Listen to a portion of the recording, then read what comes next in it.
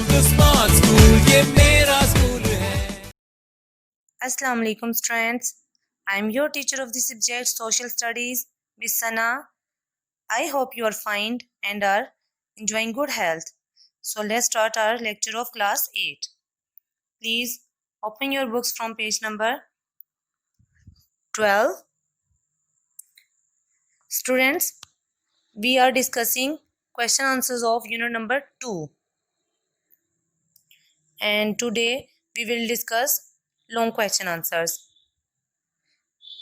We have already discussed question number 1. Now we will discuss question number 2. How are waves and currents caused? Waves and currents कैसे बनती हैं? ये दोनों oceanic moments हैं, इनके बारे में हम डिस्कस करेंगे.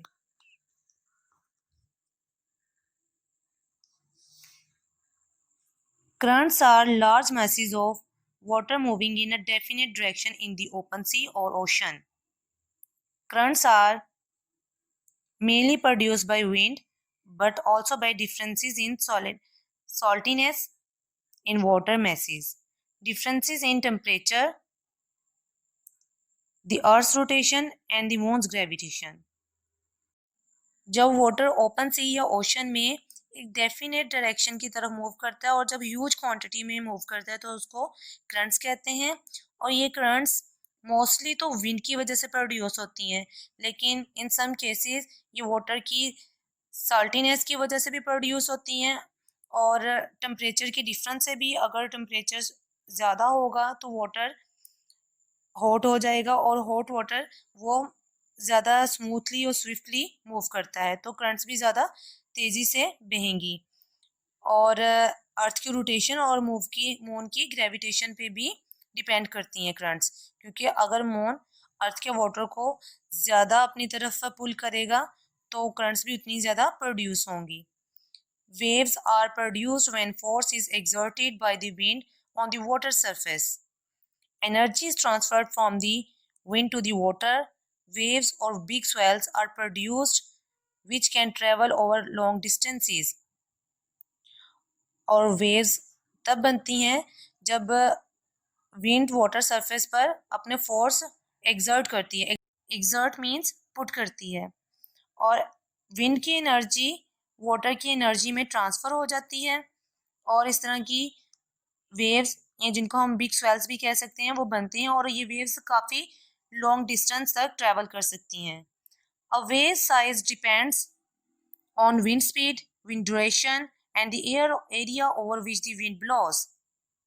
Waves can also be caused by under water disturbances like earthquakes, landslides और volcanic eruptions.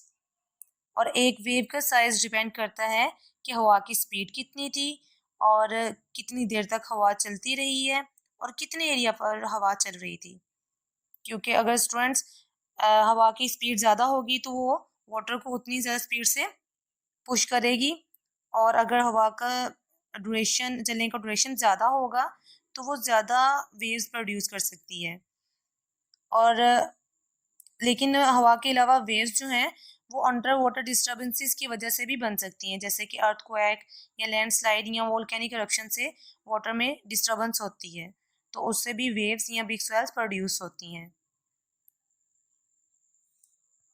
Now we will discuss question number 4.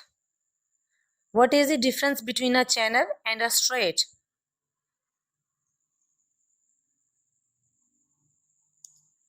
The answer is a channel is a waterway between two bodies of land.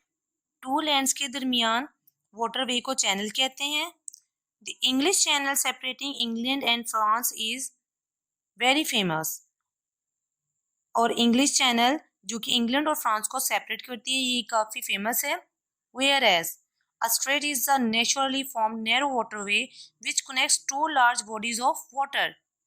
जबकि एक straight दो water bodies को आपस में separate करती है.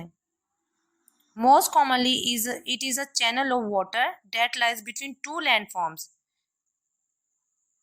और इसको हम स्ट्रेट को हम चैनल भी कह सकते हैं, क्योंकि ये दो वाटर बॉडीज के सेपरेट करने के अलावा टू बॉडीज ऑफ लैंड को भी सेपरेट करती हैं।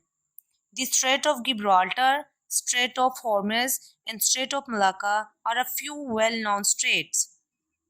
The Strait of Gibraltar separates the Mediterranean Sea from the Atlantic. It also separates Europe from Africa or Spain from Morocco. Strait of Gibraltar Mediterranean sea और Atlantic ocean को आपस में separate करती है, और ये एक चैनल इस वे में है कि ये यूरोप को अफ्रीका से और स्पेन को मोरक्को से सेपरेट करती है। इसलिए स्ट्रेट ऑफ गिब्राल्टर को हम स्ट्रेट भी कह सकते हैं और ये एक चैनल भी है।